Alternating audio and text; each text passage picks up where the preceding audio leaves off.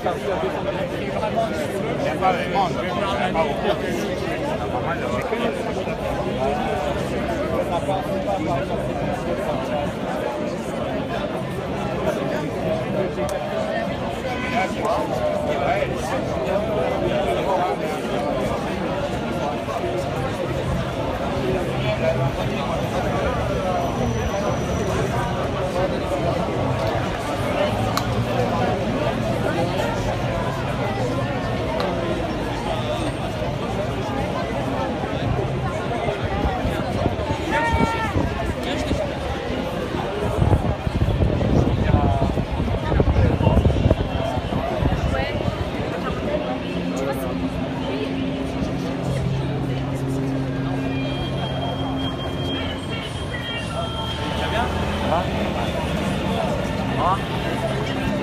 vas bien? Ouais, tu vas bien.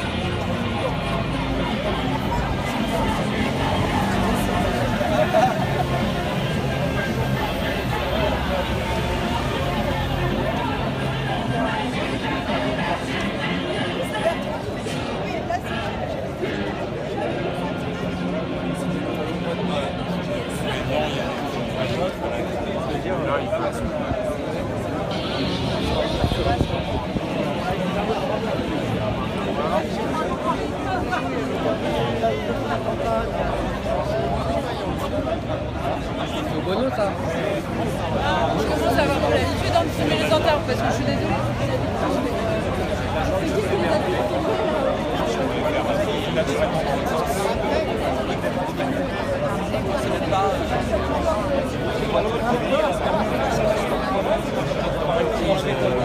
Boîte européenne, sorti ça, là c'était un peu de l'autoroute. Je l'ai accompagné, c'est ça. Mais en fait, ça a raté la mission c'est de dire sur tous les sujets.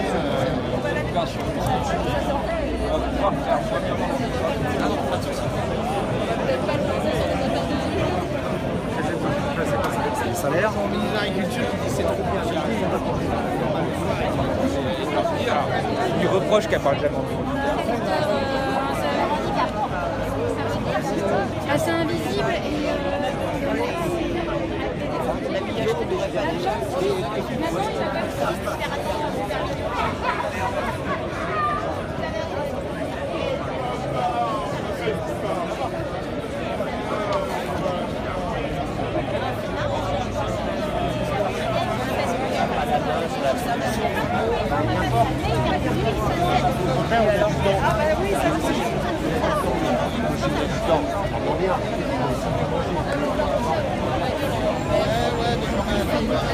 et je pense qu'on a pas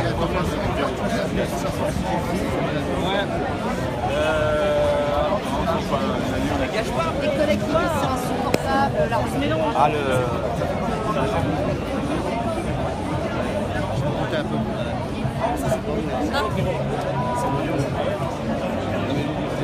Elle était pas pétard. Ouais. Moi, la dernière fois que je suis venu ici, j'ai pris le branlet, mon pote.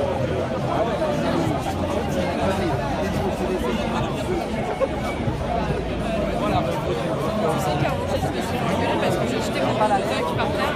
Et genre, les gens ils m'ont fait. J'ai vu là dans le truc, le bulletin des marchés, il y a la grosse de là qui. T'as vu ça? Oh les bâtards!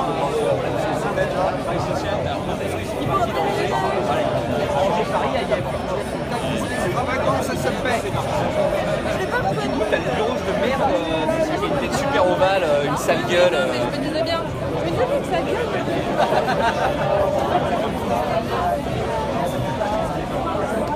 C'est des heures à lire, ça fait. Je suis un peu envie d'être du voyage.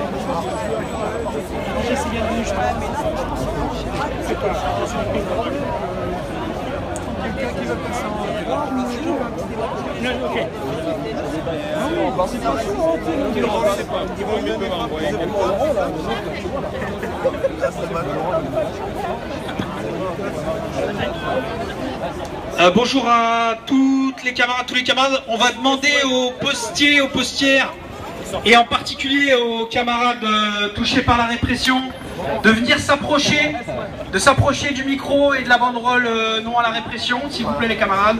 Voilà, qu'on voit bien, qu'on visualise toutes les camarades, tous les camarades postiers, postières qui à un moment ou à un autre ont été touchés soit par des demandes de licenciement, soit par des mises à pied, soit par des révocations. On va demander à tous ces camarades-là de venir s'approcher s'il vous plaît et qu'on puisse visualiser l'ensemble du panel et les camarades directement concernés par cette question.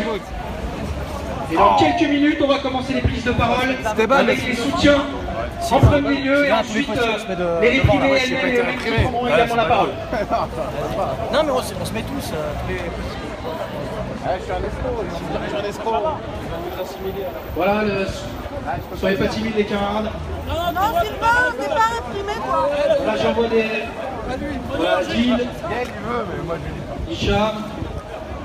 Je vois Bruno et Brahim qui font partie du top 5 sur le nombre de mois de mise à pied. Donc Maria, Steph, Hervé. Essaye pas d'esquiver Hervé.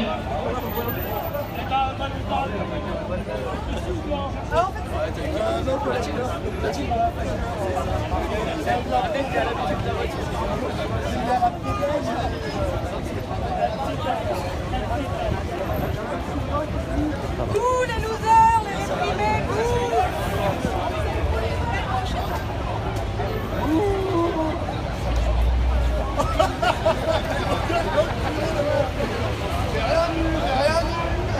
Voilà, presque tout le monde est là. Moi je voulais être sur la photo.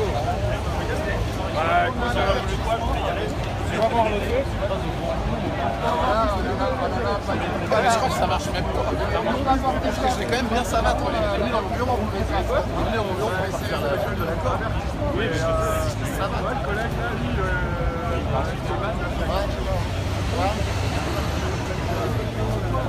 Voilà, donc rebonjour à tout le monde, c'est Mathilde du Front Social 92, en particulier les soutiens, mais aussi les postières et les postiers d'être venus. Et donc je passe le micro à Mathilde qui va organiser les prises de parole. Salut à tous, merci à tous d'être venus effectivement. On est encore réunis, je dis encore parce que c'est vrai que c'est pas la première fois qu'on se retrouve dans un rassemblement contre la répression. Hein. Gaël il en est je crois à sa 12e procédure et à son 4e demande d'autorisation de licenciement, donc c'est pas la première fois qu'on se retrouve.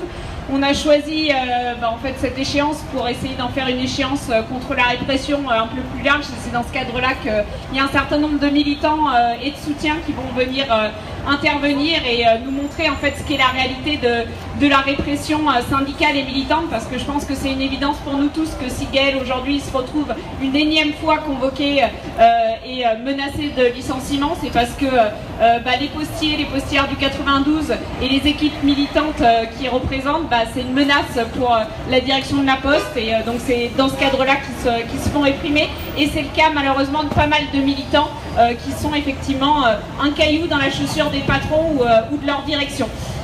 Donc pour lancer ces prises de parole, je vais appeler Mickaël Ouamin de la CGT Goodyear qui lui aussi bien évidemment a été un caillou dans la chaussure des patrons de sa boîte et qui a été victime de cette répression. Donc Mickaël, si tu peux approcher. Eh Mickaël. Bon, alors évidemment ça coulait de source d'être là aujourd'hui pour non seulement défendre Gaël, qui est un des acteurs majeurs de la création du Front Social, mais qui est surtout un vrai militant comme on les aime, et qui aujourd'hui, à travers tous ces combats, Et moi, j'en ai vécu plusieurs avec lui, et notamment quand on est allé porter un chèque de solidarité aux camarades de la Poste sous PTT et tous les militants qui étaient sur place, et aussi les salariés qui avaient fait grève pendant plusieurs mois, qui avaient des payes à zéro.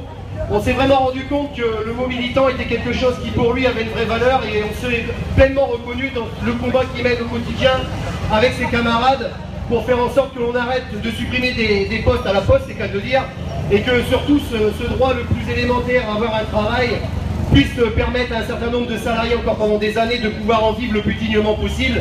Parce qu'à la Poste, il y a aussi la répression, et à la Poste, il y a aussi un exemple qui aujourd'hui est un exemple en France et qui nous met énormément en colère, c'est que on s'aperçoit qu'avant, ceux qui n'avaient pas de travail souffraient et ceux qui en avaient souffraient moins. Et bien aujourd'hui, et ça depuis quelques mois, on s'aperçoit, et c'est une grande nouveauté, qu'il y a plus de souffrance quasiment pour ceux qui bossent que pour ceux qui n'ont pas de boulot. C'est des soucis de travail, c'est des burn-out, c'est des salariés qui sortent du boulot complètement broyés, et tout ça n'est possible par la division.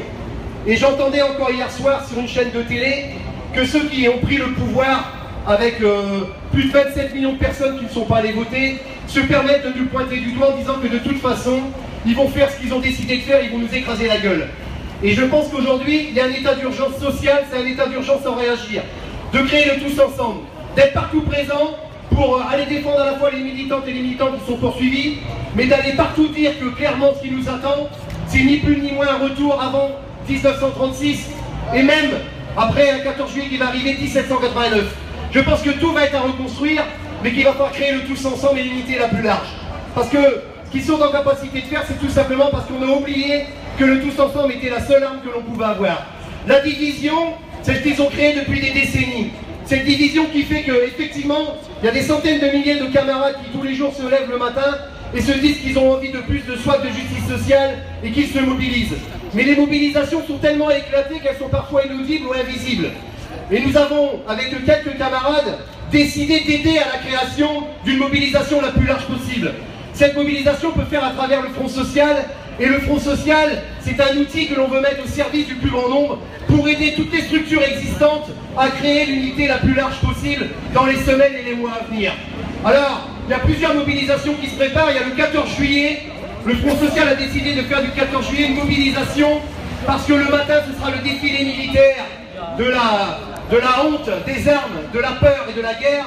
Et on a décidé de faire l'après-midi un 14 juillet tel qu'il n'aurait jamais dû cesser d'être. Le 14 juillet, c'est la fête du peuple, c'est pas la fête des armes et des puissants. Et nous devons redonner au 14 juillet une vraie dignité et un vrai sens. Ensuite, il y aura le 12 septembre, date décidée par la Confédération CGT. Certains diront trop tôt ou trop tard, peu importe. Aujourd'hui, la date est arrêtée et nous devons faire coûte que coûte le nécessaire pour que ce 12 septembre soit à la hauteur des enjeux. C'est-à-dire qu'il faut qu'on pose dès aujourd'hui les conditions nécessaires au blocage du pays, des raffineries, des transports, pour que le 12 septembre soit une première journée d'action nationale de blocage du pays, de paralysie du système total. Alors oui, nous allons nous inscrire dans le 12 septembre. Oui, nous allons aider à la construction que cette journée soit une journée de mobilisation forte. Mais il y a une évidence, ça ne sera nettement pas suffisant. Il en faudra bien plus. Plus de journées, plus d'actions, plus d'initiatives. Et il y a une date, c'est le 20 septembre.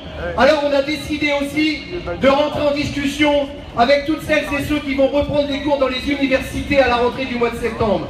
Et on leur propose dès aujourd'hui de s'inscrire avec nous pour dire que le Front Social fera sa rentrée universitaire dans toutes les universités de notre pays, parce que les luttes sociales passeront aussi par la jeunesse qui va s'impliquer pour son avenir, parce que ce qui se joue en ce moment, c'est notre avenir, mais c'est aussi celui de nos gamins.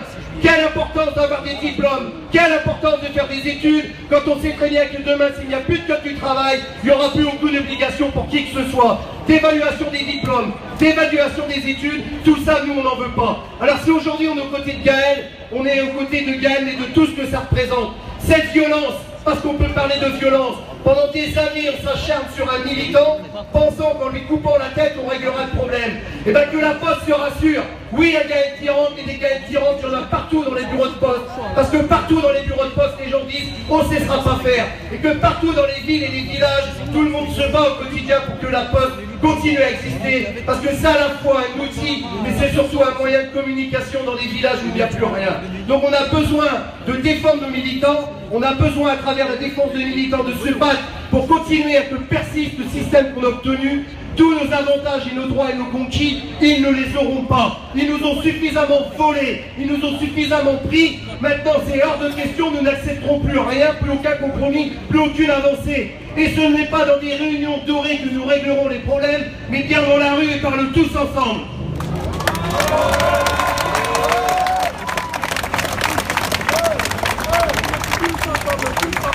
Alors, il y a 28 millions de personnes qui ne se sont pas exprimées dans les urnes, et ben va falloir qu'on leur demande de s'exprimer dans la rue. Parce que c'est dans la rue que ça se passe, et c'est dans la rue que ça se gagne. Et de tout temps, les avancées et les conquêtes qui nous ont permis à la fois d'obtenir et de faire reculer le camp d'en face, c'est dans le tous ensemble et dans la rue. Alors il y a un travail de fond à faire, d'information, d'aller expliquer, de faire du cas par cas, et c'est aujourd'hui que ça démarre. Parce que face à nous, on a des médias qui sont détenus par des milliardaires, qui en boucle au quotidien nous expliquent qu'il n'y a pas d'autre solution, que c'est le code du travail qui amène le chômage, que c'est ce code du travail qui empêche les emplois, que c'est ce code du travail et les syndicalistes archaïques qui font que le pays est dans cet état. Qu'on arrête de nous prendre pour des cons. Ça fait 40 ans qu'ils ont les mêmes recettes, qui prennent notre pognon pour le donner à des multinationales, qui cassent le code du travail, et pour autant il n'y a jamais eu autant de suppression d'emplois, il n'y a jamais autant de suppression de postes, il n'y a jamais autant de misère sociale, 8 millions de Français sous le seuil de pauvreté. Alors la question que je poserai aujourd'hui, jusque quand on va attendre avant de s'arracher les doigts du cul et de créer les conditions du tous ensemble? Parce que c'est ça la réalité, on en est là aujourd'hui. Alors aujourd'hui, les camarades qui font la une, ce sont les GMS. Demain, ça sera les Libertés, après-demain les Tati. Tous les jours, il y a une entreprise qui ferme. Tous les jours, il y a une entreprise qui délocalise. Avec un code du travail qui est censé nous protéger, c'est 280 000 suppressions d'emplois sur les 2017. Et moi, je fais partie, avec 1143 autres camarades de chez Goodyear, de ceux qui ont été virés avec un code du travail qui était censé les protéger. Et systématiquement, derrière nos licenciements, il y a des multinationales et des actionnaires. 3,5 milliards de profits nets après impôts l'année où nous ont fermé notre usine et nous ont virés. 1,5 milliard de dividendes versés aux actionnaires. 27 millions de CICE payés par l'État et on s'est tous retrouvés au chômage. Et aujourd'hui, on est 800 demandeurs d'emploi sans solution d'avenir. Et bien, si c'est ça qu'ils veulent nous promettre, et bien nous, on n'en veut pas. Nous, on veut l'emploi pour nous tous et toutes. On veut vivre dignement. On ne demande pas à avoir 50 000 € par mois et d'avoir des dividendes. On veut juste de quoi vivre, nourrir et se regarder et se soigner dignement. Et de laisser à nos enfants au moins le minimum de ce qu'on avait quand on est arrivé. Parce qu'il y a une chose qu'il faut qu'on se dise. Pourquoi nos enfants auraient moins de droits et moins d'avantages que ce que nous on a eu et ce qu'on nous a laissé dans un pays qui est de plus en plus riche? Il n'y a pas de fatalité, il n'y a pas d'obligation. Alors, on va se mettre en travers de leur route, on va se mettre en ordre de bataille, on va aller chercher un par un les camarades qui doutent et qui pensent que c'est pas possible. Parce que ce qui a été possible en 36 et en 68 est encore bien plus possible aujourd'hui avec les moyens de communication que nous avons aujourd'hui. Alors il y a des batailles à mener et il y a surtout à aller chercher ce qu'ils nous ont volé et récupérer des avantages nouveaux. Alors, aujourd'hui c'est Gaël, demain il y en aura d'autres. Il y a 2537 militants qui sont poursuivis ou condamnés. Il y a même des camarades qui sortent de prison à l'heure actuelle parce qu'ils ont milité et se sont battus pour éviter la loi travail. Alors la répression va être terrible, la violence va être terrible. Inscrire l'état d'urgence dans le droit constitutionnel, c'est en ça un signe très fort de la répression qui va s'opposer face à nous. Et face à cela, je le répète, nous n'avons pas d'autre solution que de créer la convergence. Malgré tout ce qui peut nous opposer, à la fois les conflits militants ou les conflits politiques, l'élection qui vient de se terminer a créé des failles terribles chez nos camarades. Entre ceux qui disaient qu'il fallait voter Macron pour faire barrage au Front National et ceux qui disaient nous n'ira pas voter. Entre ceux qui ont voté France Insoumise et d'autres partis communistes. Mais au final, la réalité, c'est qu'on n'aura pas le choix parce que maintenant que les élections sont terminées, et ben, on se retrouve face à un gouvernement qui a décidé de nous faire la peau. Et ce sera eux ou nous. Et cette fois-ci, nous avons décidé que ce sera nous.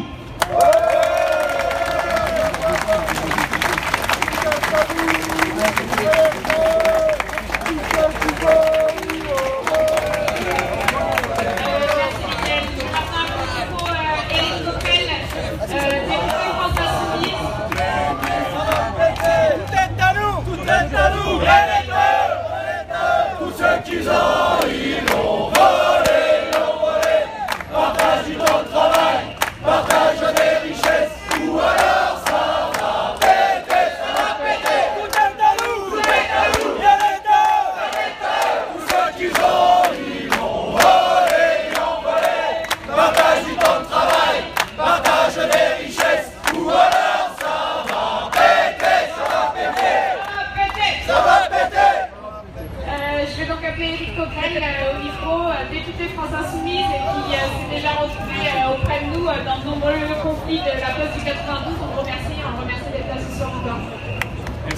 Merci à toutes et à tous. Bon, la dernière fois qu'on est venu soutenir Gaël, on n'avait pas d'écharpe de député avec Daniel qui est ici présent, Daniel Obono. Là, on a cette fois-ci une écharpe, alors je suis d'accord, hein, on n'est pas majoritaire, mais on va faire en sorte que ça aide un peu les mobilisations à l'Assemblée, en résistant pied à pied, là aussi où nous serons. La dernière fois, on était à Versailles. Bon, vous avez remarqué que lundi, à Versailles, il y aura le nouveau monarque Emmanuel Macron. Je dis nouveau monarque parce qu'on est déjà dans une monarchie présidentielle, mais le moins qu'on puisse dire, c'est qu'il a décidé de faire comme Hollande, empire.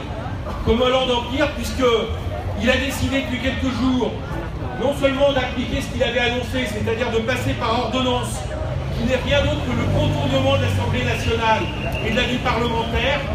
Il a décidé depuis hier, même si c'est des choses que l'on voit moins et que l'on ressent moins, mais de nier absolument tous les droits de l'opposition à l'Assemblée nationale. Et là, il décide, fidèle à la 5e République, et bien avant même que son Premier ministre prononce un discours de présentation de la politique générale, de s'adresser devant un congrès dont je vous rappelle qu'une des caractéristiques, c'est que personne ne pourra lui répondre. Donc lundi, il sera à Versailles, il a été au Louvre, il a accueilli Poutine au Louvre, il retourne à Versailles, manifestement il a des goûts pour la monarchie, le garçon, et il présentera un discours qui sera un discours de combat social. De combat social parce que ça vient d'être dit par Michael, ce qu'il nous prépare, ce n'est rien de moins que la désagrégation définitive du Code du travail. À partir du moment où vous proposez des CDI de projet, ça veut dire que vous proposez le travail à la tâche. À partir du moment où vous proposez de plafonner avec les prud'hommes, avec des barèmes, ça veut dire que vous sécurisez les licenciements. À partir du moment où vous proposez la version des normes, ça veut dire que plus aucune loi ne protège les salariés. Voilà ce qui nous prépare. Et le fait qu'il le fait pénétrer par ordonnance est évidemment un symbole supplémentaire, puisque la loi qui suivra après, ça a été dit, c'est la transformation de l'état d'urgence en loi, c'est-à-dire tout ce qu'on a vécu les uns et les autres pendant les manifestations de la loi El Khomri, cette fois-ci ça deviendra la loi, ça deviendra légal, puisqu'on nous annonce même que les palpations, les contrôles pourront même être faits par des forces de sécurité privées sous contrôle de la police. Bon, donc c'est une aggravation considérable, à la fois sur le plan démocratique, ce sont des coups de force permanents que propose Macron. Et évidemment, quelque part, il va falloir résister pied à pied. On sait que c'est à l'automne qu'auront lieu les lois d'habilitation, donc nous avons aussi quand même du temps pour se mobiliser. Et moi je crois une chose, bien sûr je suis d'accord avec Michael sur le fait qu'il faut se centrer sur les mobilisations, mais nous devons aussi les uns et les autres, tous là où nous sommes, faire œuvre d'éducation populaire par rapport à notre peuple, expliquer en quoi cette loi est nocive, en quoi elle est pire que la loi travail. Et en quoi, parce que je viens au sujet principal qui nous concerne aujourd'hui, c'est-à-dire faire en sorte de dire qu'on ne doit pas toucher un cheveu des salariés qui aujourd'hui se mobilisent dans le pays. Que ce soit la SNCF ou au nom d'une espèce de new management, on paie les salariés les uns après les autres devant des conseils de discipline, les syndicalistes pour qu'ils ne résistent pas, que ce soit à la Poste avec Gaël et ses camarades.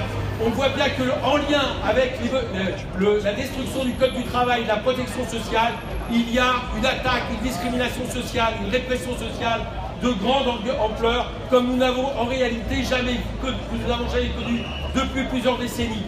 Donc je crois effectivement qu'il faut une solidarité totale, la plus unitaire possible, pour dire qu'ils ne doivent pas toucher à un cheveu de Gaël, pas toucher à un cheveu de tous les camarades syndicalistes qui se retrouvent devant des conseils de discipline. Et je dirais, quelque part, je mettais un serment tous ensemble. C'est-à-dire qu'il faut œuvrer toujours plus dans l'unité pour leur dire que nous ne laisserons pas faire. On ne se laissera pas faire dans la rue, on ne se laissera pas faire dans les mobilisations. Et croyez-nous aussi, même si nous ne sommes pas majoritaires, on ne se laissera pas faire à l'Assemblée. Voilà, je crois que ce sont les mêmes batailles, les mêmes combats que nous menons, au nom, j'allais dire, de revendications absolument nécessaires. Pas l'Assemblée, dans la rue. J'ai parlé de la rue en premier lieu. Allez, tu t'en fous, pas ici, de considérer qu'il y a quelques élus qui vont effectivement lutter pied à pied avec nous. Merci à tous et solidarité avec Gaël.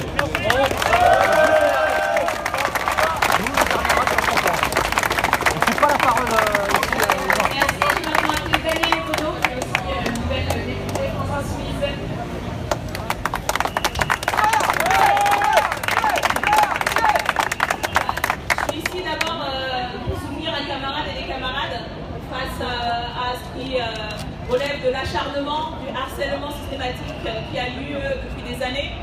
Et puis aussi parce que, effectivement, aujourd'hui, on se retrouve députés, on n'est pas nombreux, on est 17, mais on va faire le travail des 300 parce que nous, la manière dont on voit le travail de député, c'est d'être là pour porter la parole, pour porter les revendications, pour s'opposer au mauvais goût, mais surtout être ici pour soutenir et donner la visibilité aux luttes et faire en sorte que ce rapport de force aussi, avec la petite écharpe bleu, blanc, rouge, ben, ça donne du courage aux gens et puis ça leur fasse comprendre qu'on ne laissera pas faire.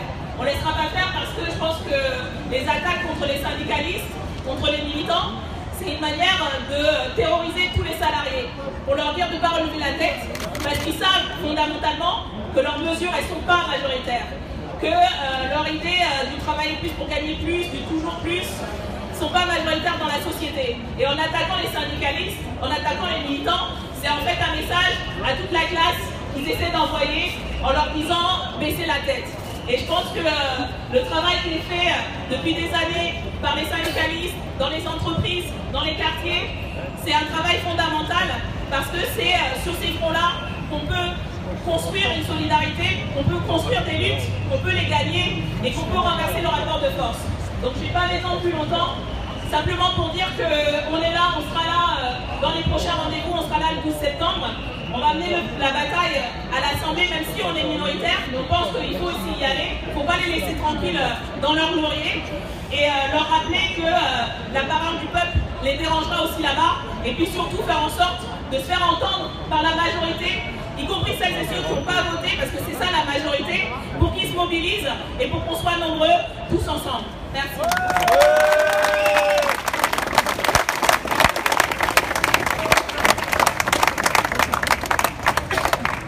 Merci, je vais maintenant appeler au micro Olivier Besancenot, postier et porte-parole du FPA.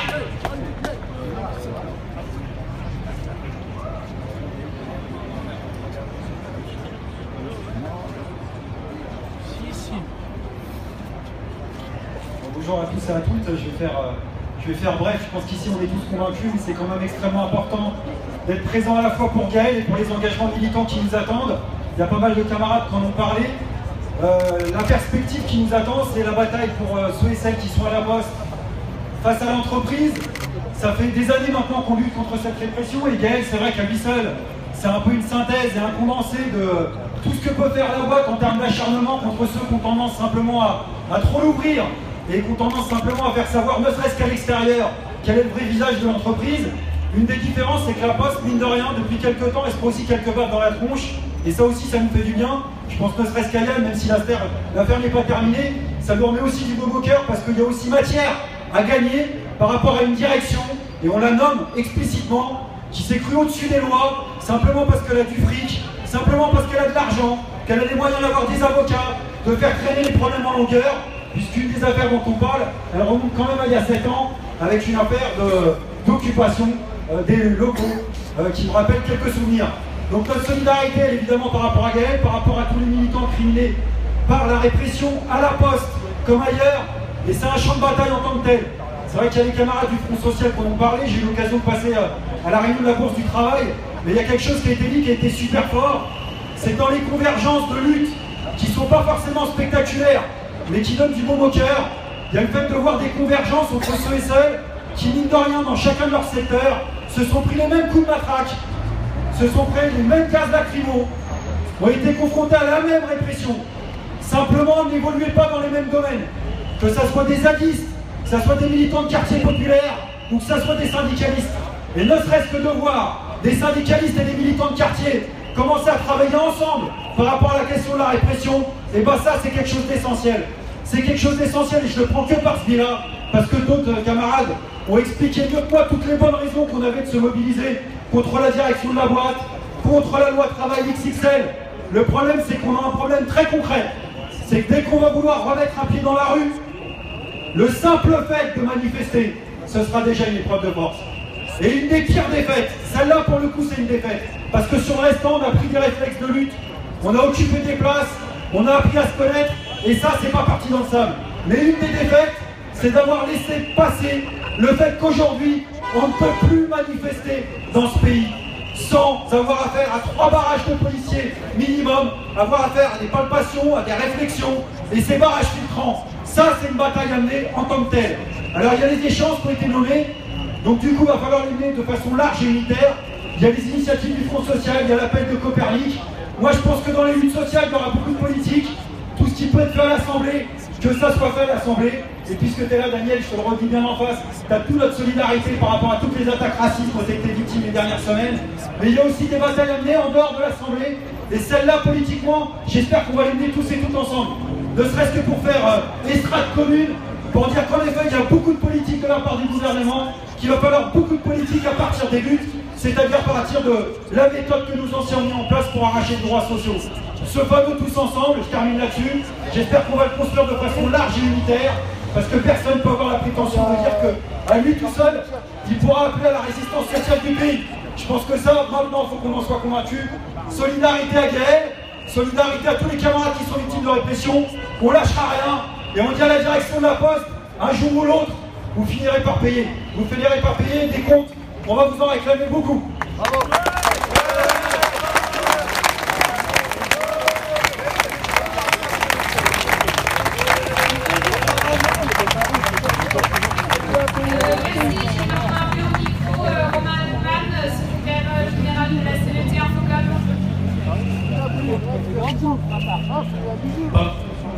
Pas de grands mots, juste pour vous dire qu'en tant que syndicaliste CGT, il nous semblait normal d'être là aujourd'hui, évidemment pour Gaël, parce que c'est des équipes syndicales en fait à CPTT qu'on a rencontrées il y a un an. Comme vient de le dire Olivier, on ne se connaissait pas du tout, on n'était pas du même secteur, pas du même syndicat, bref, presque tout pouvait nous opposer, si ce n'est peut-être une vision de la lutte des fois différente, mais qui nous a au moins réunis sur un point, c'est l'idée de dire que finalement, ceux qui luttent méritent de s'unir et de se réunir et d'agir ensemble contre les projets qu'on subit ou en tout cas les politiques gouvernementales libérales qu'on nous instigue au fur et à mesure des mandatures. Ce qui était important de dire aujourd'hui, il y a l'expérience de Gaël, mais c'est aussi pour ça qu'on voulait être là, c'est qu'on a d'autres militants qui ne sont pas forcément à la Poste, qui étaient aussi incriminés. Nous on a un camarade par exemple de notre syndicat qui était en mesure de licenciement dans une boîte de la pub, qui est un camarade qui s'appelle Julien Jiquel, et qui était menacé de licenciement tout simplement parce qu'on lui reproche finalement un excès d'activité syndicale dans l'entreprise et où il y a un acharnement de son employeur à lui trouver le moindre prétexte pour essayer de le licencier.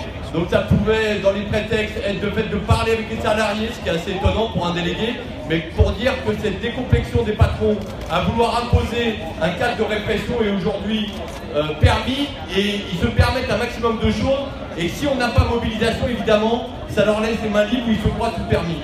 L'autre chose que je voulais dire, c'est ce qui a été dit par rapport au Front Social, c'est que la dynamique qu'on a essayé de construire et qui est en train de progresser, c'est qu'elle montre que tout l'été, nous on a décidé de ne pas lâcher l'affaire. On considère que si le 12 septembre, c'était une première étape et tant mieux, on peut juste espérer quand même que la CGT, la prochaine fois, appelle à une date et qu'elle la construise avec les autres syndicats, qu'elle ne la décide pas tout seul. Mais ceci étant, il faut se saisir du 12 septembre, mais nous on dit aussi que cet été, ça doit commencer dès maintenant. C'est pour ça que le 14 juillet, on a décidé en plus avec le jour où Trump va arriver, va rendre visite à Macron à Paris, on considère que ça peut être un moment et un temps fort durant le mois de juillet pour continuer à contester la loi de travail XXL et les ordonnances qui sont prévues par Macron. Donc je ne dirais pas beaucoup plus de choses que ça.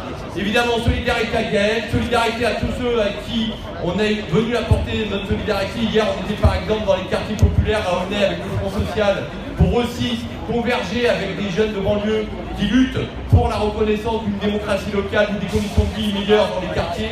Je pense que c'est cette convergence tous ensemble qu'on propose de faire le 14 juillet à travers un défilé des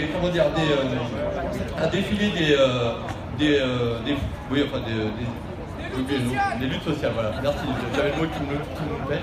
Et pour lesquels, en tout cas, on appelle un maximum de monde à se rassembler. Donc je m'en arrête là. Bonne chance en tout cas à Gaël. On continuera à revenir s'il le faut dans d'autres rendez-vous de mobilisation. Et rendez-vous tous le 14 juillet, 14h, place de Clichy pour la mobilisation et les défilés des luttes sociales. Merci à vous.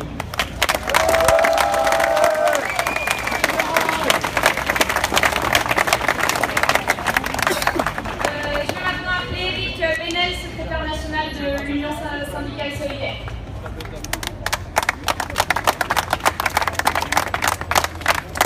Bonsoir à toutes et Merci à tous et bonsoir à Gaël en tout premier quand même, parce que c'est pour lui qu'on est toutes et tous là. Ça devient une habitude hein, depuis plusieurs années de faire des rassemblements de soutien à Gaël. Mais cette habitude, cette mauvaise habitude qu'a la Poste de continuer à attaquer les militants syndicaux qui essayent de mener les luttes, ça ne fait que renforcer notre volonté d'empêcher, comme le disait bien Olivier, cette direction de mettre à mal tous les militants syndicaux qui soient de SUDPTT, mais aussi d'autres organisations à l'intérieur de la Poste qui essayent de combattre les politiques mortifères de cette direction qui, rappelons-le, parce qu'il y a quelque temps, on avait fait un rassemblement devant le ministère de l'économie, a encore à voir, même si elle est privatisée, avec l'État. Et l'État, dans cette affaire, a lui aussi une responsabilité importante. Alors, je ne vais pas faire des redites par rapport à tout ce qui a déjà été bien dit, mais je voudrais quand même souligner 2-3 points importants. Le premier point important, c'est que sur cette question de répression syndicale, c'est une répression plus large, une répression du mouvement social auquel on doit faire face. Et les éléments qu'on a depuis quelques semaines, depuis qu'il y a un nouveau président, un nouveau gouvernement, nous montrent que ça ne va pas du tout aller dans le bon sens. Je pense notamment aux arrestations odieuses qui ont eu lieu à Rennes de militants du mouvement social, militants qui ont été pris au chevet de leur lit, ou même pire, qui ont été pris en pleine audience, arrêtés, mis en garde à vue, en pleine audience devant les tribunaux.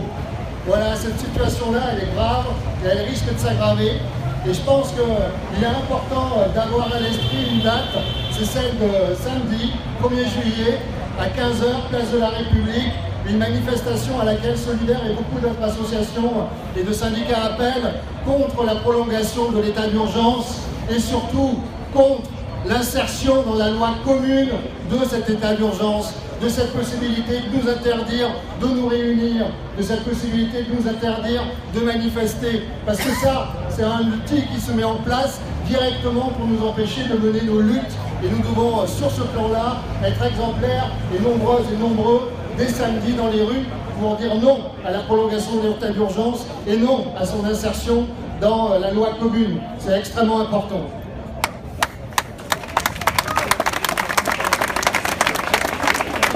Deuxième point important, ça a été dit, je vais juste rajouter une ou deux dates à celles qui ont déjà été données. On est dans la construction depuis plusieurs semaines parce qu'on ne se fait aucune illusion sur les discussions qu'il peut y avoir là. D'ailleurs, Solidaire n'est même pas invité, sur une soi-disant réforme du code du travail pour permettre d'aller vers une meilleure lutte contre le chômage. Tout ça, c'est de la foutaise. On le sait depuis le début, et depuis le début, avec Solidaire, on essaye de construire un front unitaire le plus large possible. On a déjà invité à plusieurs reprises les autres organisations syndicales à se réunir, et on se réjouit qu'il y en ait une qui ait commencé à lancer les choses en proposant une date le 12 septembre. Cette date, il nous faut la construire, parce qu'on est ici tous des convaincus du danger de cette loi de travail, 2 ou XXL, peu importe son nom. On sait que le contenu sera extrêmement néfaste pour les travailleuses et les travailleurs. On doit faire aussi le bilan de ce qu'on a fait l'an passé contre la loi de travail. Il y a des choses qu'on a réussi et d'autres moins. On a réussi à s'unir largement, à construire un mouvement social avec des syndiqués, des non-syndiqués, des ADIS, des cortèges de tête, des nuits debout, etc. Et tout ça, ça faisait un collectif extrêmement important. Mais ce collectif, il n'a pas réussi à construire, sauf dans de rares endroits, comme Le Havre par exemple, des grèves importantes, des grèves massives, des grèves qui bloquent le pays. Et ça, c'est l'enjeu. C'est l'enjeu qu'on doit essayer et commencer à construire dès cet été. On doit mettre en perspective non seulement une date, mais surtout un mouvement de blocage du pays. On doit essayer de faire ce 12 septembre et des autres dates à venir un vrai mouvement de grève générale, parce que c'est comme ça qu'on réussira à gagner, non seulement pour empêcher cette loi de travail mais aussi pour obtenir le retrait de tous les textes qui ont été adoptés contre les travailleuses et les travailleurs ces dernières années. Et ils sont nombreux. Et pour aussi porter nos propositions, parce qu'on a des propositions de progrès social, ne serait-ce que par exemple les 32 heures, ne serait-ce que ça, ne serait-ce que l'augmentation du SMIC, dont on ne parle plus, augmenter les salaires, baisser le temps de travail. Ça, c'est des revendications concrètes qu'on doit porter aussi dans ce mouvement. Et on vous appelle aussi toutes et tous à venir le 30 juillet, le 30 août, à Jouy-en-Josas, parce que le donneur d'ordre de toute cette affaire-là réunira son université d'été, et nous, on appelle à manifester contre le MEDEF le 30 août à Jouy-en-Josas. Inscrivez cette date aussi à votre calendrier. Merci.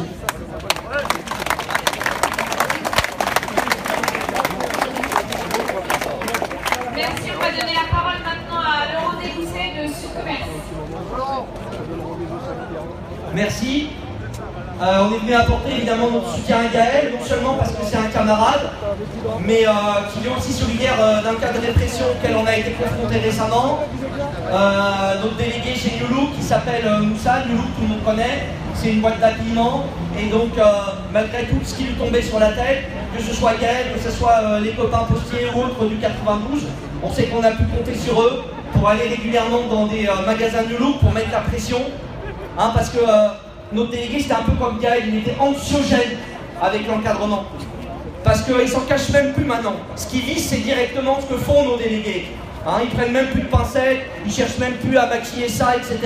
Là, on reproche aux camarades tout simplement d'avoir mis en œuvre un droit d'alerte sur un magasin où les salariés se plaignaient. Donc évidemment, enfin, heureusement, son licenciement a été refusé par l'inspection du travail, mais il a fallu se donner un mal de chien. Il a fallu qu'on aille chaque semaine dans un magasin New Look différent pour dire qu'on ne lâcherait pas, pour obliger à ce que la direction elle rabatte ses prétentions, elle ne saisisse pas le ministre du Travail et qu'elle se contente de faire un recours pour la forme. Et ça, c'est entre autres grâce au soutien qu'a pu nous apporter Gaël. Donc ce que je voulais dire aussi, c'est que ce qui arrive à Gaël, évidemment, c'est pas déconnecté de tout le reste. C'est pas déconnecté du projet qu'on nous prépare. Ils veulent plus d'emmerdeurs dans les boîtes. Et ils veulent encore moins d'emmerdeurs comme Gaël, qui en plus vont s'intéresser à ce qui se passe en dehors de leur boîte. Tout ce qu'ils veulent avec leur projet de loi de travail XXL, hein, c'est instaurer ce qu'ils appellent le dialogue social dans l'entreprise, c'est-à-dire ou bien tu signes, et puis si tu refuses, c'est pas grave, on passera autrement, on t'ordonnera le bras, et on passera directement par référendum. C'est à ça qu'ils veulent mettre fin, tout simplement. Et c'est pour ça qu'ils tapent aussi durement sur des camarades comme Gaël, ou sur d'autres camarades ici présents. Mais il faut dire qu'ils se trompent, hein, parce que depuis des temps immémoriaux, eh ben, les opprimés ils ont toujours relevé la tête, et ça va de Spartacus jusqu'au jour d'aujourd'hui. Et comme a dit Gandhi, si tu crois que t'es trop petit pour changer le monde, alors passe la nuit avec un moustique. Alors moi ce que je souhaite, c'est qu'il y ait des nuées de moustiques, c'est qu'il y ait des nuées de Gaël dans la boîte, et c'est qu'on soit des nuées dans la rue à la rentrée pour leur faire ravaler leurs prétentions, et enfin imposer les revendications qui sont les nôtres, celles du monde du travail et celles pour le progrès social. Merci. On va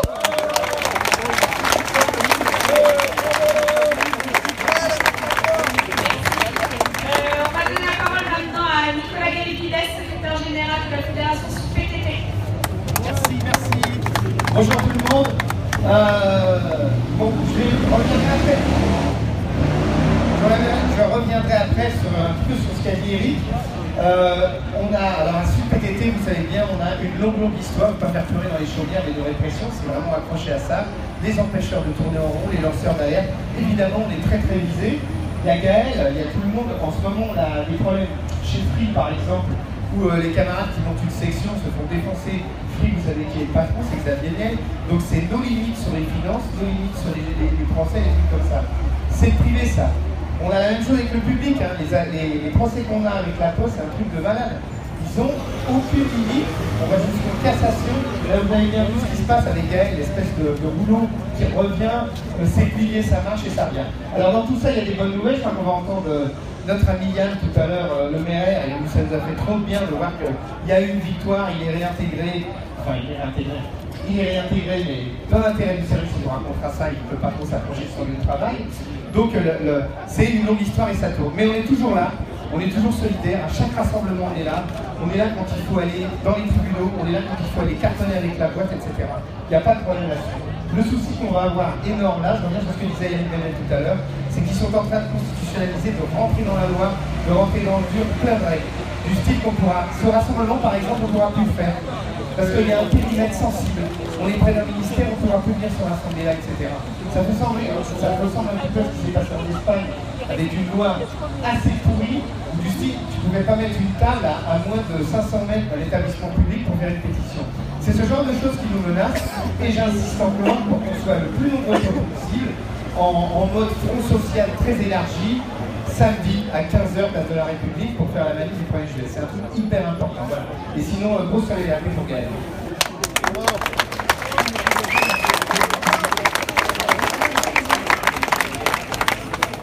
Merci. Donc là, maintenant, on va passer la parole à quelques postiers réprimés. On ne peut pas donner la parole à tout le monde, sinon on en aurait pour la soirée, malheureusement. Donc on va d'abord donner la parole à Xavier, qui va passer en 92.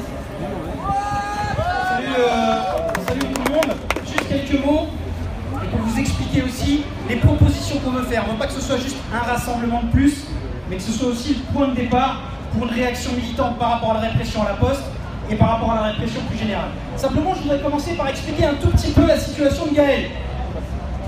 Est-ce que tout le monde ici est au courant de toutes les possibilités qu'a un patron pour virer un salarié soi-disant protégé? Le cas de Gaël illustre ça effectivement à merveille. Première étape, voter le licenciement en commission disciplinaire. Quand tu es salarié protégé, normalement, eh ben, s'il y a un licenciement qui est voté, tu dois avoir une demande auprès de l'inspection du travail. Par rapport à l'occupation de locaux qu'on avait faite, c'était pas une séquestration, c'était une occupation locale, parce que la direction refusait de nous rencontrer alors qu'on était en grève déjà depuis 3 semaines. Qu'a dit l'inspection du travail? Elle a refusé le licenciement de Gaël. Première chance au grattage. Deuxième chose, qu'est-ce qui se passe si jamais t'es patron et que l'inspection du travail dit non, Gaël on ne le licencie pas? Eh ben tu vas voir qui? Le ministre du Travail. Le ministre du Travail. C'est quand même dingue. La loi de ce pays, elle est faite en sorte que c'est directement le gouvernement, c'est une décision politique qui est prise à chaque fois qu'un inspecteur ou une inspectrice du travail refuse le licenciement d'un camarade ou d'une camarade comme Gaël. Gaël a gagné devant le ministre du Travail qui à l'époque était Xavier Bertrand. Nouvel appel de la Poste auprès du tribunal administratif. On a gagné au tribunal administratif. Là encore, surprise.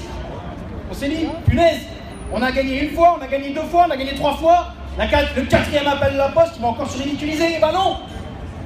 7 ans plus tard, parce que cette 4e décision, elle a été prise il n'y a même pas 2 mois, la cour d'appel du tribunal administratif de Versailles a annulé les 3 précédentes décisions. Et là, Gaël doit repasser devant l'inspection du travail, qui, même si elle refusait à nouveau le licenciement, ça retombe encore sur le bureau de qui? De la ministre du Travail de Macron. C'est l'ancienne DRH de je ne sais même plus quelle boîte, Areva, qui va décider directement du sort de Gaël. Est-ce que c'est normal ça? Donc nous, je vous le dis les camarades, je vous le dis, on a pris 2 décisions au niveau de Sud Post 92. La première, c'est que même s'ils osaient licencier Gaël, même s'ils osaient le faire, on va se battre pour qu'il soit réintégré. Mais on ne va pas simplement se battre pour qu'il soit réintégré. On a d'ores et déjà décidé, si jamais il est licencié, de l'embaucher au niveau du syndicat Sud Post 92. Et même s'il le vire par la fenêtre, on le fera rentrer par la porte dans tous les bureaux du 92. Même s'il le vire, il continuera à maintenir son activité au sein des centres, qu'il le veuille ou non. Je voulais juste dire un mot avant de vous lire l'appel qu'on va proposer. Là, tous les collègues qui sont là derrière moi, c'est pas simplement pour le fun. Le cas de Gaël est hallucinant. Mais le cas de Brahim, je sais pas où est Brahim, il doit être juste derrière. Il est plutôt discret comme garçon. Mais Brahim, 15 mois de mise à pied. Il a été embauché en 2009. 8 ans de carrière, 1 an. Imaginez, vous avez fait 8 ans dans une boîte, on coupe ton salaire en 8 et on te prend une part. Voilà ce qui est arrivé à Brahim. Mais Brahim, c'est pas le plus hallucinant. Olivier, qui va parler, je crois, juste après moi ou dans 2 interventions. Olivier, devinez combien il a eu de mois de mise à pied? Dites un chiffre. 36, non, 67. 67 mois de mise à pied. C'est quoi ça? Qu'est-ce que c'est que cet acharnement? Ça n'existe nulle part ailleurs. Ça n'existe nulle part ailleurs. Et je voulais citer un dernier cas, c'est celui d'Adil. Adil, il a subi 2 procédures de licenciement à 1 mois d'intervalle. Et vous savez que c'était au moment, en 2014, pendant la grève des postiers de 4 bureaux du 92. Comme on a réagi de 2 manières. 1, les facteurs, on a mis en grève, on est allé à la PFC et tu as eu des facteurs et des trieurs de colis, rien à voir, qui se sont retrouvés en grève reconductible les uns à côté des autres. et on a débarqué dans le bureau. On est entré dans la direction du colis, on est allé jusque dans le bureau du directeur, on leur a dit attention à ce que vous faites. Si jamais vous touchez à Adil, vous allez voir ce que vous allez voir. Et Adil, aujourd'hui, il est là parmi nous, c'est aussi un petit peu grâce à ça. Donc je vais vous lire l'appel qu'on va faire. En gros, le principe, c'est quoi? C'est ce qu'on a fait pour Adil, de le faire pour n'importe quelle postière et n'importe quel postier qui risquerait d'être inquiété. Donc, je vais le lire, ça va être rapide. Face à la répression brutale de la Poste, nous serons là pour organiser la résistance. Depuis une quinzaine d'années, la direction de la Poste est à l'avant-garde de l'offensive patronale. On connaît le chiffre des suppressions d'emplois, 100 000 en 10 ans. Philippe Gorge, ancien DRH de PSA qui a organisé la fermeture du site Aulnay, n'a pas été nommé à la tête de la branche courrier pour rien. À la nouvelle férocité des rapports à l'intérieur de l'entreprise correspond une transformation de la relation entre les postiers et la population, fondée elle aussi sur une forme pernicieuse d'exploitation commerciale. Et vous avez tous entendu parler de ça. La Poste avait représenté pendant longtemps le service public de proximité par excellence. Elle vend désormais à grands coups de publicité le service Veillez sur mes parents, une monétisation des relations, des liens sociaux par excellence. Cette violence sociale est rendue possible par une politique répressive particulièrement brutale. L'intervention du GIGN contre les grévistes du centre de tri de Bègle-le-Bordeaux en 2005, vous avez bien entendu, c'était le GIGN contre les grévistes, avait constitué le coup d'envoi de cette offensive. Depuis, les poursuites disciplinaires et pénales, les licenciements, les sanctions disciplinaires se sont multipliées contre les syndicalistes et plus largement contre toutes celles et ceux qui refusent de courber les chines. Nous avons recensé 10 ans de mise à pied cumulés par les militantes et militants Sud et CGT en Ile-de-France depuis 2012, vous avez bien entendu. 14 ans cumulés depuis 2010. Olivier Roset a subi à lui seul sur sa plainte de suspension de fonction. Rien que dans le 92, Yann Le Meyer a été révoqué, 3 autres représentants Sud ont été licenciés et Gaël Kiran lui aussi risque d'être licencié pendant l'été. Ce qui explique cet acharnement répressif sans précédent, ce n'est pas seulement la recherche effrénée du profit. La conflictualité sociale est particulièrement forte dans la plus grande entreprise du pays. Le nombre de grèves est très important et ces dernières années, un certain nombre d'entre elles ont duré plusieurs mois, comme à Rivesaltes, à Ajaccio ou à Clamart. Mais ces conflits sont dispersés. Ils permettent souvent de faire reculer localement la Poste sans pour l'instant faire la démonstration de la capacité des postiers de mettre un terme à l'offensive qu'ils subissent depuis trop longtemps. Il est temps que cela change. En regroupant nos luttes, nous pouvons mettre un coup d'arrêt aux suppressions d'emplois et à l'autoritarisme. Notre regroupement ne sera réellement efficace que si dès le départ, il s'inscrit dans une démarche de convergence de toutes les résistances contre la répression. Nous proposons aux autres secteurs militants concernés d'organiser ensemble une grande marche contre la répression et contre les ordonnances Macron en septembre. Par la jonction des militantes et militants touchés par la répression à la Poste, nous voulons former un collectif qui soit un plan d'appui, un recours pour toutes les postières et postiers touchés par la répression. Stopper la répression, c'est briser un rouage essentiel de la machine qui broie nos emplois et nos vies, c'est faire un premier pas décisif vers la contre-offensive. Qu'on se le dise, l'engagement que nous prenons aujourd'hui, et ce n'est pas des mots, est qu'à chaque fois qu'une postière ou un postier sera menacé, nous serons là, ce que vous voyez devant, nous serons là pour barrer la route à la Poste, nous serons là pour organiser la résistance. Merci.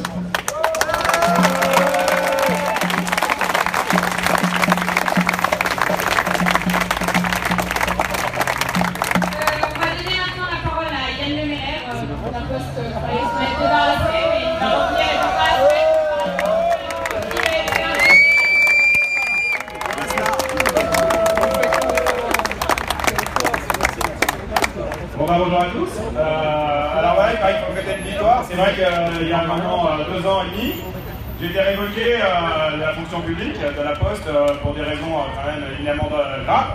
Prise de parole, intrusion de l'établissement, refus des règles de sécurité, j'ai pas signé un registre visiteur et refus d'obéissance. Donc ça, voilà. Après une grève qui a duré près de 6 mois, qui a touché plusieurs bureaux dans les Hauts-de-Seine. Et en l'occurrence, le jour où la Poste m'a révoqué, elle a fait un choix politique.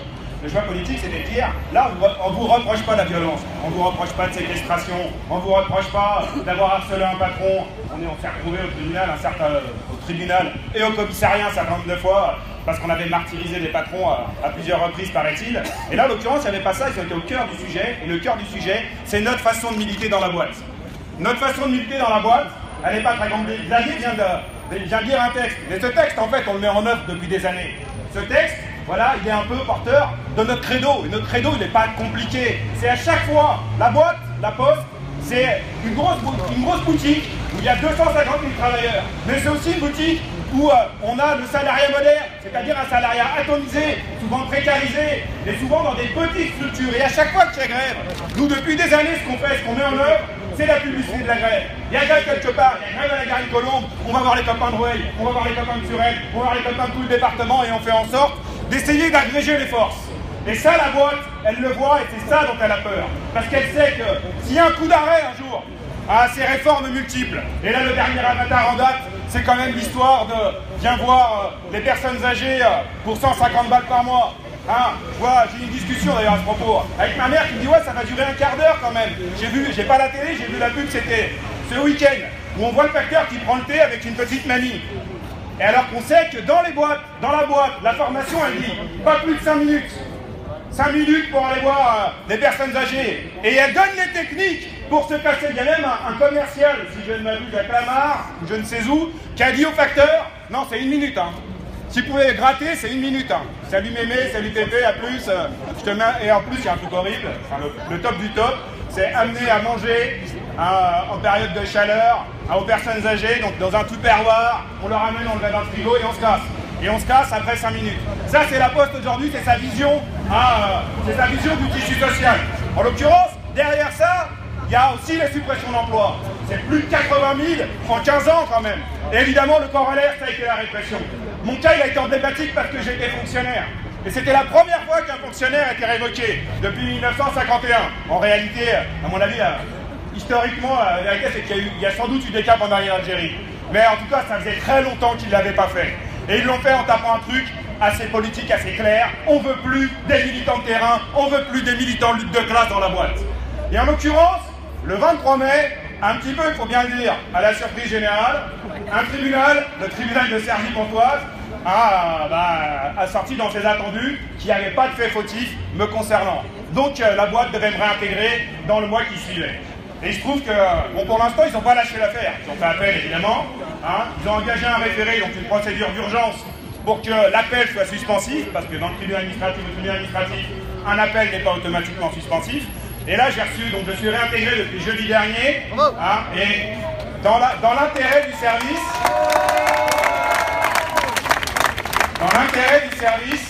voilà, je suis en attente d'un poste vacant. Alors, en d'autres termes, la RH départementale m'a appelé le soir même, elle me dit oui, vous avez reçu une lettre. Je fais oui, j'ai reçu la lettre, effectivement. Je voudrais savoir si vous avez bien compris l'essence de la lettre. Elle avait peur que je me pointe au boulot le lendemain. Moi, je lui dis non, on avait très bien compris. Hein, mais bon, d'un certain point de vue, j'avais quand même atteint le stade ultime du militantisme, c'est-à-dire que mon patron me paye pour que je vienne pas bosser. Bon. Je le dis, peut-être que, à force de se foutre de leur gueule sur le thème, peut-être que demain, je recevrai une lettre en me disant non, demain au boulot. Hein. Mais en l'occurrence, là aujourd'hui, c'est une victoire quand même, mais c'est pas une petite victoire pour Gaël, il y en a eu un certain nombre. On espère que ça va continuer, mais c'est vrai qu'ils n'arrêtent pas. Ils n'arrêtent pas de nous cartonner, tous les copains quasiment, il y a les copains de Paris, mais dans le 92, on n'arrête pas de se faire cogner dessus quand même. À part certains individus qui y échappent, c'est pas pourquoi, c'est pas qui se marrent. Bon, en l'occurrence, c'est clair qu'elle le retour dans la boîte. Pour l'instant, je vais être obligé de faire un petit peu attention parce qu'elle a référé en cours et c'est évident qu'ils attendent un truc. Hein, c'est que je débarque dans un bureau et je fasse une prise de parole. Et là, ils iront devant le juge de Versailles. Et Versailles, jusque-là, ça n'a pas été nos amis quand même. Hein, et c'est clair que là, ils attendent un argument pour dire regardez, on réintègre justement tout de suite. Donc, suspendez-le à nouveau, ce qui est une possibilité objective. Donc là, l'histoire n'est pas terminée. Et c'est clair qu'il y a la Poste. Hein, il y a les convergences des luttes en règle générale, et là on a quand même un gros chantier, je vais arrêter là-dessus même si tout le monde en a parlé. C'est évident que la situation actuelle là, et le nouveau gouvernement, la nouvelle assemblée, la situation abominable dans laquelle se retrouve par exemple les migrants en ce moment. On voit un Macron qui nous parle d'humanité, son ministre de l'Intérieur le lendemain qui dit je vais envoyer des flics à Calais et qui dit qu'il faut durcir le ton. Mais à la Chapelle, hein, ils se sont fait cogner sur la tête la semaine dernière dans un silence total.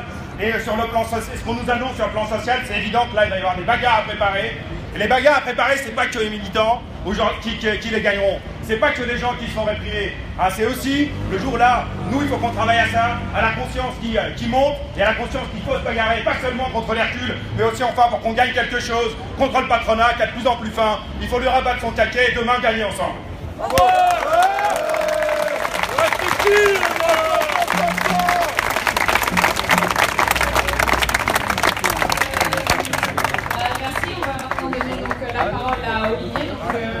Xavier, le chanteur.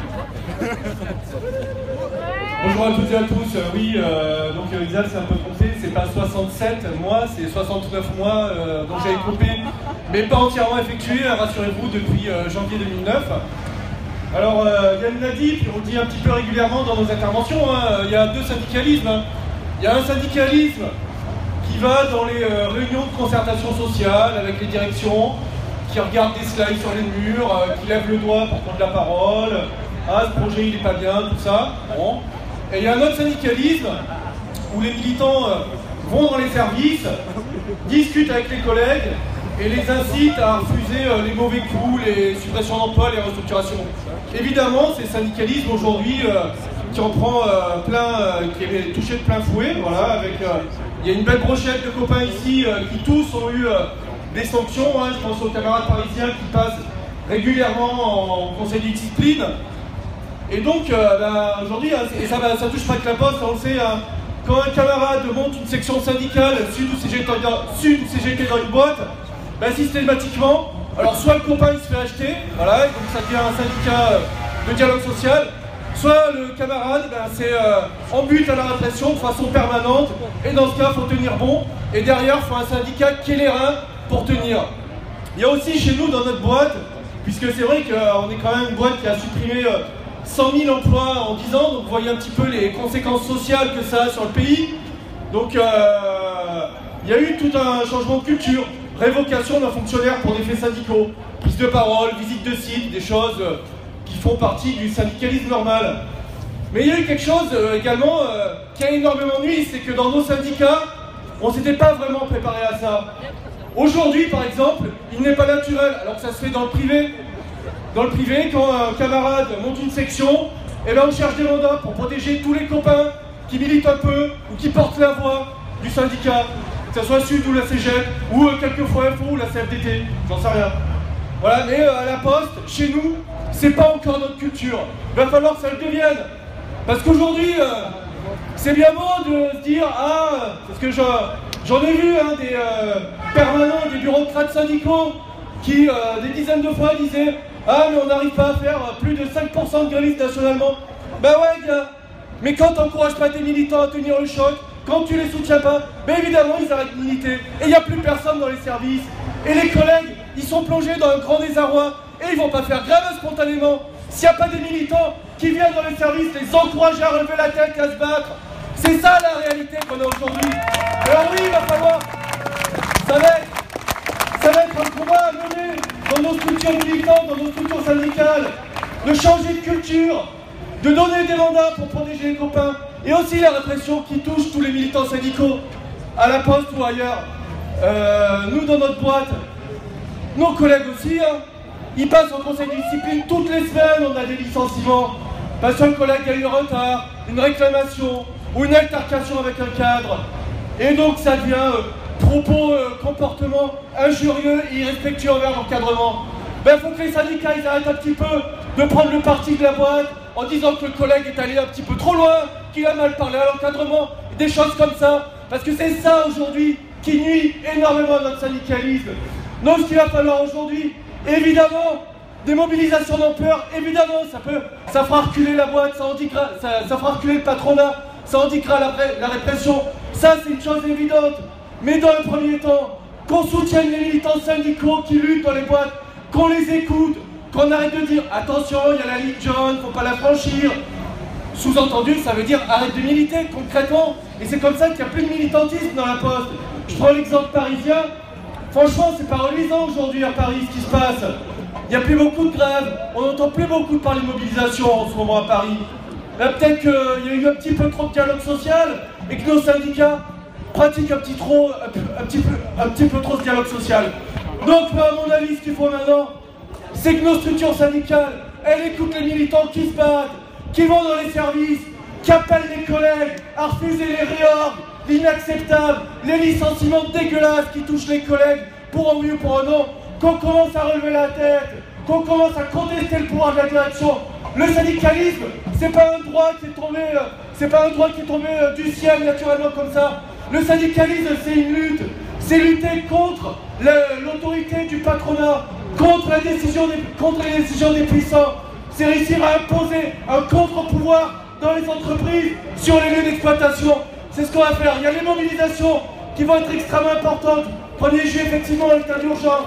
Le 14 juillet et 12 septembre, il va falloir qu'on soit un maximum dans la rue pour dire à Macron et à son nouveau gouvernement de merde que la loi travail 2, la loi travail, il va falloir qu'on les fasse sauter. On n'en veut pas et on va se battre. Alors donc, on a bien compris le message. Gaël, on ne veut pas qu'il soit licencié, mais il va falloir qu'on protège également tous les autres camarades qui passent au conseil des disciplines pour un oui ou pour un non, parce qu'ils ont mal parlé au cadre ou des choses comme ça. Voilà. Et donc, qu'on arrête de se le faire et que les syndicats ils trouvent un petit peu de niaque et qu'on remonte un petit peu au créneau pour un bel affrontement avec ce pouvoir et les patrons. Bravo.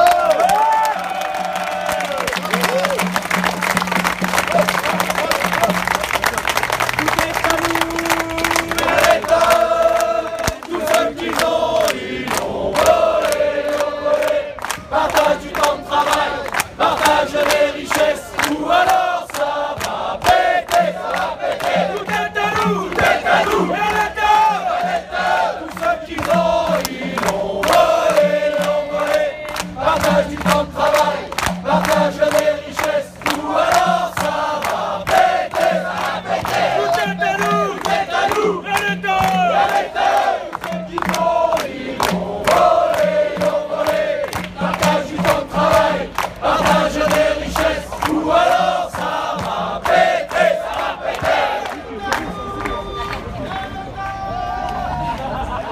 Et donc maintenant, on va passer la parole à Gaël pour terminer cette prise de parole. Ouais, alors Olivier, t'es bien en forme, hein, le sud ça m'a fait du bien. Bon, la première des choses, parce qu'il y a beaucoup de choses à dire, mais c'est vrai que quand on est dans cette situation et qu'on risque de se faire lourder, ce qui est important, et aujourd'hui on en a eu un extrait et une substance importante, hein, c'est des camarades qui sont proches. Très franchement, l'ensemble des collègues et des camarades de la Poste, des Hauts-de-Seine, ont fait le déplacement, il y en a un gros paquet. Je sais que c'est pas forcément un bon horaire pour la famille et compagnie. Vous êtes venus faire le déplacement tout en sachant que aujourd'hui, voilà, c'est en fait un point de départ d'une bagarre longue qui s'entame avec la direction et qui n'est pas juste sur mon cas. Et franchement, j'ai vu, bon, ça s'est un peu dépeuplé, mais il y a beaucoup de collègues qui ont fait le déplacement et ça fait chaud au cœur parce qu'il va falloir qu'on mène une bagarre. Et cette bagarre, c'est dans les paroles, mais ça sera dans les actes et on sait que ça veut dire se mettre en grève. On sait dans les Hauts-de-Seine que ça veut dire de se mettre en grève en reproductible. On sait qu'il va falloir qu'on bloque l'outil, qu'il va falloir qu'on gagne pour ça. Mais je voulais remercier tous les camarades, et j'insiste là-dessus. Ici, dans nos rassemblements, l'ensemble des camarades, je ne vais pas cacher ce que je pense ou ce que je dis. Tout le monde sait que je suis un syndicaliste lutte de classe, tout le monde sait que je suis communiste révolutionnaire, tout le monde sait ce que je pense du Parlement. Mais lorsqu'on invite des camarades ici, ils ont le droit de s'exprimer, ils ont le droit de dire ce qu'ils pensent, et on les écoute et on débat avec eux. Je le dis parce que plein de moments, et les collègues de Neuilly s'en rappellent, quand ils ont été en grève pendant tout le mois de décembre, il y a des camarades qui sont venus, avec lesquels on avait grande divergence idéologique, mais qui ont pris leur bâton de pèlerin pendant le mois de décembre, et qui ont filé des coups de main. Et l'un d'eux, ça a été dit tout à l'heure, c'était Éric Coquerel. J'insiste sur ça parce que, très franchement, ce qui est en train de se passer avec le mouvement sur la loi travail, et pour moi, c'est pas rien, Olivier l'a dit, il y a plein de choses qui bougent. Il y a plein de choses qui bougent. Je me suis retrouvé avec des camarades de la CGT comme Michael Wammer, où il y a... En 2010, c'était pendant notre grève, on était venus vous voir. On avait les autocollants sud, à ce moment-là... on va dire que c'était un peu moins bisous quoi. Hein? Bon. C'était, il y avait un petit peu moins de bisous. Bon. Et ben, les bisous, ils sont venus comment? Pas autour d'une table à discuter d'un texte et compagnie. Les bisous, ils sont venus parce qu'on a vu les uns et les autres comment il fallait bagarrer contre le patronat et le gouvernement. Pendant 4 mois, pendant la loi travail. Les bisous, ils sont venus avec les camarades de la CGT Infocom que je salue. Et très franchement, j'en ai ras-le-bol d'entendre un certain nombre de saloperies sur ces camarades. Ces camarades-là, ils sont été à côté de moi dans les moments où il a fallu négocier avec la préfecture qui a que depuis tout à l'heure on soit dans le terre-plein, franchement, qu'est-ce que ça a emmerdé de se mettre juste là à côté. On a été devant la préfecture pour les rassemblements et les manifestations, pour les manifestations le premier tour social. Et puis 8 mai. Et on a eu la préfecture qui nous a dit « Ah, en fait, vous avez une manifestation statique. Vous voulez signer ?» On nous a dit aussi « Ah, il va falloir faire va falloir vous signer une feuille dans laquelle vous mettiez d'accord pour extirper des cortèges, tous les gens violents. » Bon, on leur a dit « Nous, les seuls violents qu'on connaît, ils sont au gouvernement. Nous, les seuls violents qu'on connaît, ils ont des cols blancs, ils vont jamais au commissariat, ils vont jamais dans les prisons. » Et bien c'est avec ces camarades qu'on a refusé ces injonctions de la préfecture. C'est ces camarades aussi qui, en pleine grève, lorsqu'on faisait 66 jours, qui sont venus sans rien demander en échange, avec un chèque pour la caisse de grève pour les collègues qui étaient en grève. Il y en a un grand paquet ici, de 15 000 €. Je le dis souvent, les syndicats sans caisse de grève, c'est un peu comme faire du camping sans tente. C'est sympa, mais ça peut être risqué.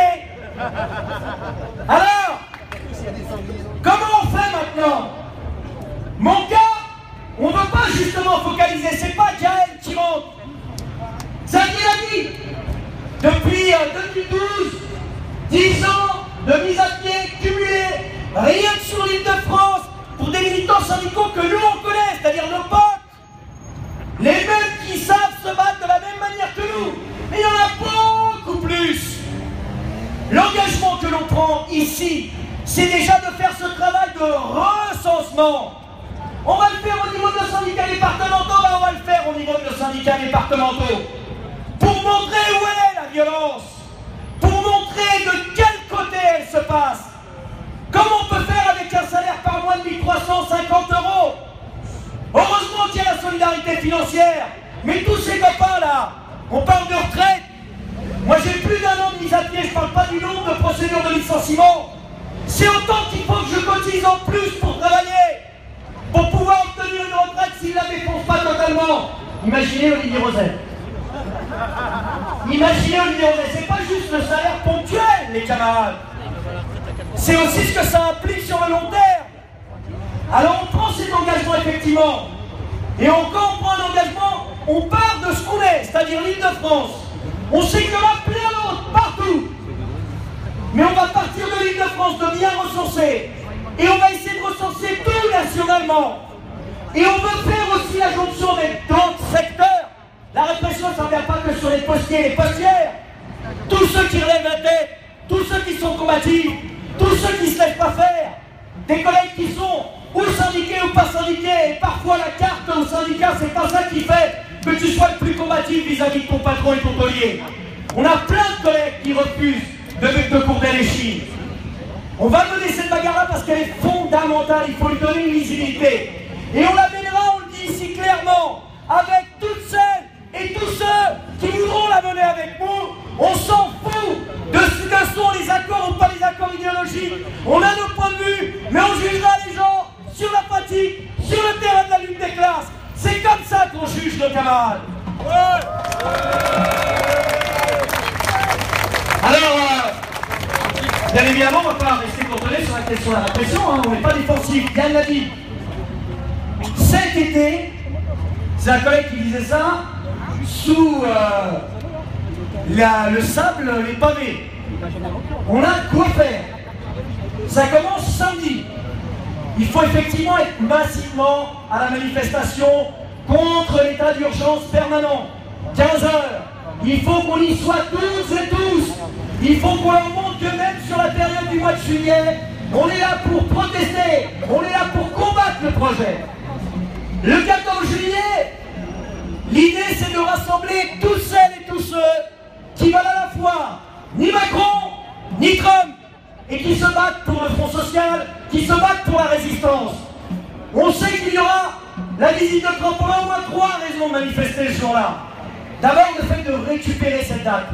On en avait ras-le-bol des défilés militaires, des armes et des canons le matin. Ça doit être un défilé, ça doit être une mobilisation, ça doit être une manifestation des luttes sociales. Et on a un sujet suffisamment important vu la guerre sociale que veut nous mener Macron. C'est le premier élément. Le deuxième, ça sera une manifestation contre la guerre. Contre la guerre, est-ce que symbolise Trump de misogyne, de racisme, d'impérialisme? Il faudra manifester ce jour-là. Mais aussi une manifestation pour défendre nos droits et nos libertés. Contre le fait que justement, l'état d'urgence permanent soit inscrit dans le droit commun. On a au moins ces 3 raisons fondamentales pour manifester le 1er juillet et massivement le 14 juillet, montrer que justement nous ne désarmons pas. Éric Béel de l'Union syndicale solidaire l'a dit, il y a le 30 août. Mais il faut, c'est très important, on le sait ici, on est convaincus, il faut qu'on explique à nos collègues, à nos voisins, à ceux qui étudient avec nous, quel est l'enjeu de la bagarre contre la loi travail XXL? Quelles seront les conséquences pour le CDI? Le CDI projet, en réalité, c'est des missions intérim. La question de pouvoir décider sur le choix de l'employeur de mettre en place un référendum, ça veut dire le chantage et la violence patronale à tous les étages. Choisis une augmentation, combien de boîtes dans l'automobile il y a eu comme ça? Choisis une augmentation horaire par semaine, sinon on ferme la boîte. Et tu manges, tu tiens 2 ans et après ils ferment la boîte. C'est ça leur démocratie. Et il faut comprendre que c'est le premier coup. Pourquoi ils vont si vite? Parce qu'ils veulent mettre un coup de massue sur la tête du mouvement ouvrier. Pour que justement après ils puissent dérouler sur tout le reste. Sur l'état d'urgence, sur la sélection de l'université, la casse de la sécurité sociale. Alors on sait que la grève générale, on n'appuie pas sur un bouton. Il faut qu'on la construise dans chacune et chacun de nos secteurs. On sait aussi que la grève générale, c'est pas que les salariés et les travailleurs. Il y a avec les copains avec ou sans emploi. Il faut qu'on construise un grand mouvement général. Il faut qu'on bloque le pays. On a bien vu dans quelques jours, lorsqu'il y avait les conducteurs de carburant, comment ça les faisait baliser, comment ça les faisait flipper. On va construire, on va accumuler. Et c'est l'espoir qu'on a autour du Front Social. Notre syndicat Sud-Post 92 est pleinement investi. La solution ne viendra pas que du Front Social, mais elle se fera aussi en regroupant l'unité d'action à la base, avec des points de vue qui sont contre les violences policières, des jeunes qui sont combatifs et radicaux, des militants syndicaux de Sud, de la CGT et d'autres organisations syndicales. C'est très important que l'on construise, pas juste que l'on regarde et on participe, mais que l'on construise cette unité d'action. Bien évidemment, pour nous, ça veut dire le Front Social, mais que chacune et chacun, que 1000 fleurs s'épanouissent, construisent cette unité d'action à la base, dans les entreprises, dans les quartiers, dans les lieux de vie. On n'a pas d'autre choix. Il va falloir leur bloquer leur gouvernement, pas juste pour combattre leur politique, mais pour qu'à un moment donné, ce qui est le maître mot de notre syndicat dans l'entreprise, on conteste leur pouvoir de direction, on conteste le pouvoir qu'ils ont sur nos vies, on veut reprendre le contrôle de nos vies et du pays.